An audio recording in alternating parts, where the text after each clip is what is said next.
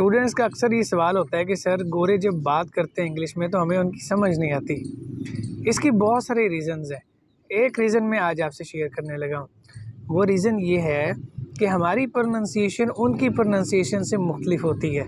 मतलब हमारी प्रोनंसिएशन आम तौर पे ख़राब होती है। मिसाल के तौर पे मैं कुछ इस वीडियो में आपको अल्फाज बताता हूँ जो हम गलत बोलते हैं।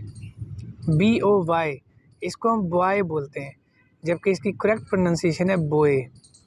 TOY हम इसको टॉय बोलते हैं, जबकि इसकी करेक्ट प्रोनंसिएशन है टोए। ENJOY हम इसको इंजॉय बोलते हैं, जबकि इसकी करेक्ट प्रोनंसिएशन है इंजॉय। PETROL हम इसको पेट्रोल बोलते हैं, जबकि इसकी करेक्ट प्रोनंसिएशन है पेट्रोल। JEWELRY हम इसको ज्वेलरी बोलते हैं, जबकि ये वर्ड है ज्वेलरी। इसी तरीके से बहुत सारे अल्फाज हम गलत बोलते हैं। आने वाली वीडियोज़ में मैं आपको करेक्ट प्रोनंसिएशन सिखाऊंगा।